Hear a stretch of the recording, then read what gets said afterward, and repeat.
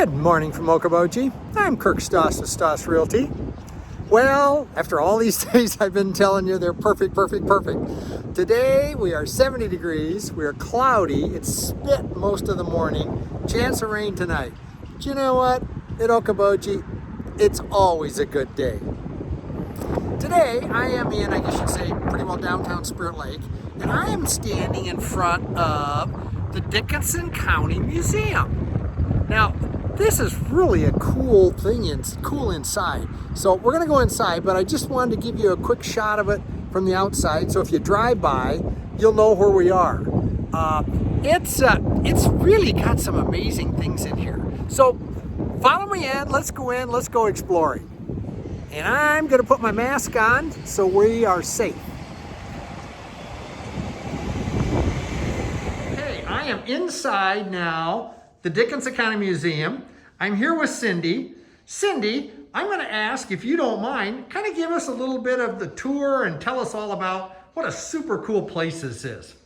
Okay, well, the Dickinson County Museum is operated by the Dickinson County Historical Society.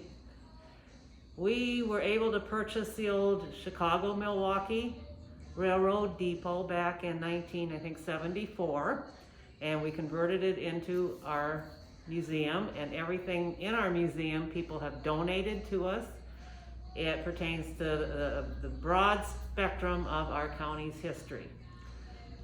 We continued to collect items and this and that, and eventually we were able to add an addition on to the depot in 1995, and that also is full of artifacts pertaining to our county history, including from the Native American, the early pioneers, early settlers here, and it covers all the towns, the farming industry, transportation. We have a covered wagon. We have a train caboose that's parked out in back that the kids especially like to climb up in and explore. So, well, let's go around and see some of this. Is that okay? That'd be fine. Here we go. Where are we now? We are now in the Chicago-Milwaukee Railroad Depot. This structure is still on its original site. It was built here in 1883. The railroad tracks were where the street is now that runs alongside the building. So that would be on the east side of the building. There were two sets of railroad tracks. We are standing in the waiting room of the depot. The ticket window is here. People would come get their ticket.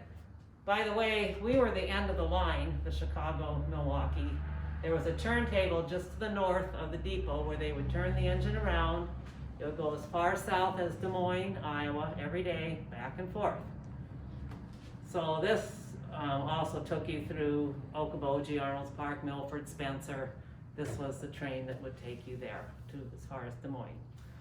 So anyway, this is the waiting room area. They'd get their ticket. There were benches around. We now have some old musical instruments here, some household things. We have Fred Gilbert's shotgun. He was a world famous trap shooter. He was from Spirit Lake. We have that in a case on display. This is all, and all of this building is all pretty much original. Yes, we've replaced windows, but done basic, but overall it's just like it was when it was in operation. We have quite a collection of old typewriters, adding machines, the old office equipment before the day of the computer.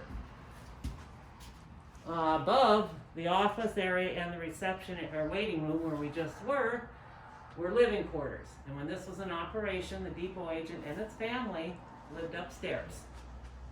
This large room, this was known as the freight room. And this over here is the door. It's on a track. It just slides open. And this is how they would load and unload freight and baggage on and off the train cars, which would be on the other side of this wall on the tracks. We have, this is a doctor's carriage. We have a covered wagon. We have a lot of old tools. We have a lot of the tools that were used to harvest the ice from the lake. Back in the day, that was a big business here. They shipped ice from here as far as Chicago. Wow. So it was quite the industry. It's just amazing how much stuff you have in here. Yes, and the fact that it's all been brought in by folks just willing to donate it, you know, Yes. and share. Okay. On the west side of the depot, we have it's a 1950s era train caboose. It's painted orange because that was the actual color of the Milwaukee road. Cabooses were orange. Every rail line had their own color of cabooses. That's how you could kind of tell. And in today's world, they don't even use a caboose anymore.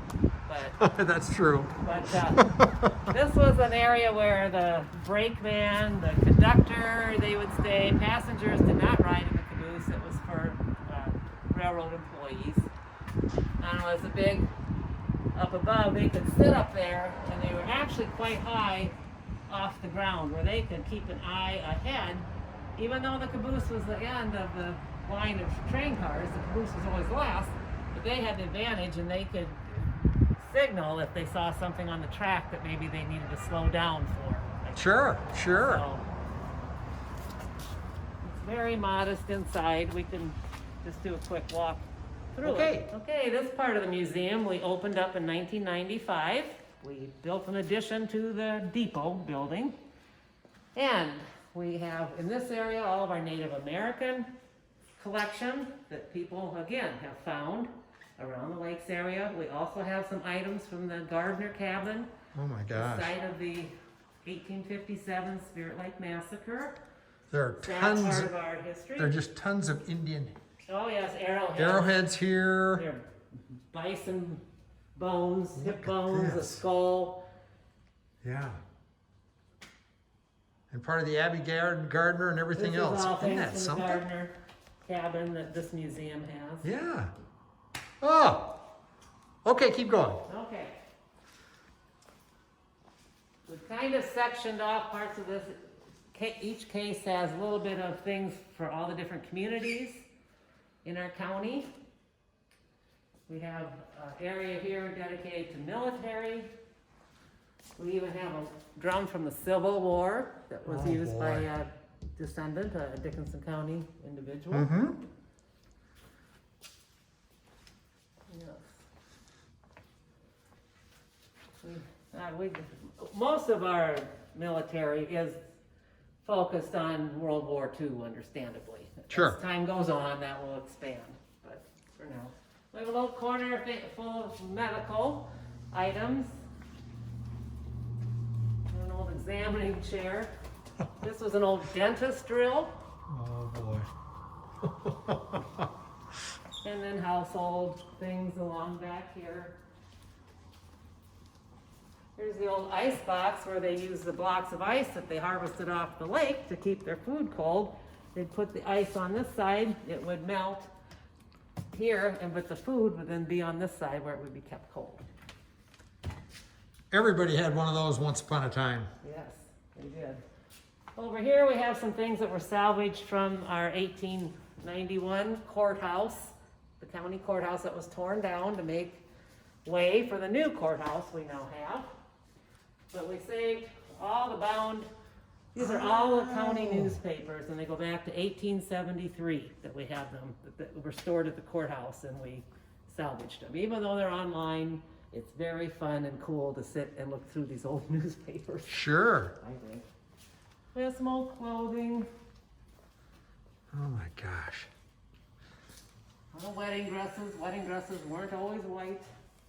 They came in any color you wish to wear. Mm-hmm. Of course, everyone remembers the hats, or I do, growing up, going to church, and all the ladies wore a hat.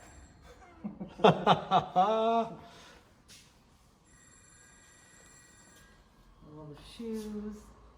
It just goes on and on. Yeah. In this corner, we have a lot of the toys. And the old baby buggies, and the old school desks, which most of us remember sitting in one of these styles or Oh another. yes. Oh yes. Oh, fun. And a lot of people, if they're familiar with Maynard Reese, he was a well-known wildlife artist. Mhm. He graduated from Arnold's Park High School. And this is an original painting that he did. There's his his high school graduation photo. Yes. But a lot of people did not realize he did live here Yes. for a period of time. Well, Cindy, this has been fantastic. Now, just one more question. What are your hours and when can people come in?